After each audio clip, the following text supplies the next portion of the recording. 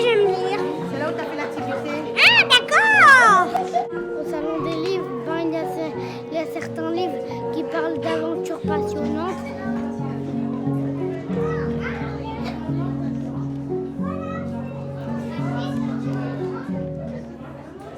On sait tous pertinemment à quel point il est très important de raconter des histoires aux enfants, de leur lire des histoires à haute voix. On sait que c'est important pour la réussite scolaire, pour le vocabulaire, pour l'épanouissement de soi, pour l'imaginaire. On est en train de se rendre compte que ça développe les capacités socio-émotionnelles des enfants, c'est-à-dire simplement la relation à la société et la relation à la compréhension de leurs émotions. Et ce soir-là, Simon n'arrivait pas à s'endormir. J'ai peur, j'ai pas peur. J'ai peur, j'ai pas peur. Le projet des livres à soi consiste en une série d'ateliers animés avec les parents. Ce sont des ateliers de découverte du livre de jeunesse, des ateliers thématiques. Il y a un atelier autour des livres animés, un atelier autour des livres-jeux. En fait, pour montrer vraiment toute l'originalité et toutes les ressources du livre jeunesse, toutes les manières dont le livre peut sortir de sa dimension habituelle. Ça c'est le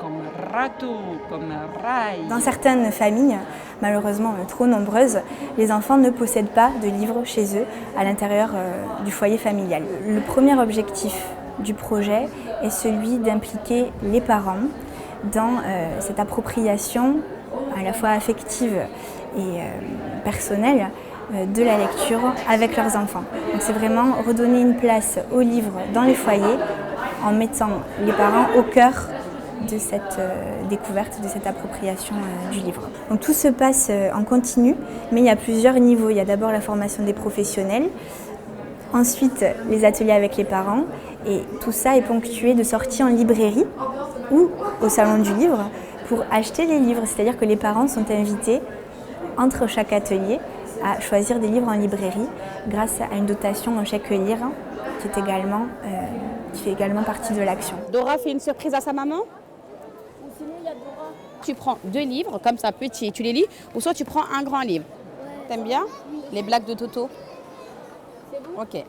Alors, C'est bon? Lire, histoire. de Toto. Toutes ces familles qui sont plus éloignées d'une culture quotidienne du livre et d'une pratique du livre ou de l'écrit, on les voit depuis maintenant quelques années venir au salon parce qu'on a été très attentifs à les y inviter et à mettre en place des dispositifs qui leur permettent de venir. Il y a 7 ans, on a mené une enquête sur le salon, sur notre public du week-end, le public familial, et on s'est rendu compte que bien qu'étant très installé en Seine-Saint-Denis, on n'avait pas forcément le public de la Seine-Saint-Denis en mixité qui venait ici. On a mis en place toute une série d'initiatives pour permettre à ses parents de se sentir invités. On sait que parfois l'obstacle pour fréquenter la culture n'est pas forcément la question du prix, mais c'est un obstacle qui peut être symbolique. Voilà. Tu lui montres c'est quoi que tu as acheté toi? C'est un documentaire. Les parents ne donnaient aucune importance au livre. Pour eux, c'était quelque chose en plus et ça faisait pas partie de nous. Moi, j'ai appris adolescente, j'aime beaucoup lire. Avec toutes les associations, tous les centres sociaux, on a mis en place un accueil de ces familles, un accueil qui est complètement organisé et qui permet aux familles de venir au salon, de déposer leur manteau dans une salle, on les accompagne pour que ces familles se sentent d'une part invitées, mais se sentent aussi accueillies et qu'elles puissent vraiment visiter le salon parce que c'est un bâtiment qui est immense. Quand on n'est pas habitué aux livres, là pour le coup on plonge dans une sorte d'océan de livres avec des livres de toutes les couleurs, partout, de toutes les tailles, à toutes les hauteurs. C'est difficile de se repérer. Donc voilà, il y a un véritable accompagnement qui leur permet d'y vivre dans le salon. Aujourd'hui, c'était une super journée parce que je ne connais pas aussi le salon du livre. Ça m'a permis à découvrir ça aux enfants aussi. Au niveau de la lecture, c'est vrai que je n'ai pas trop le temps de relire des histoires malheureusement. Le quotidien fait que on est un peu à droite à gauche. Mais c'est vrai que lire, c'est quelque chose de bien en fait. Ça ouvre l'esprit, ça fait oublier beaucoup de choses. Tu sais, papa, ce serait génial d'avoir un chien. C'est tout doux et tout gentil.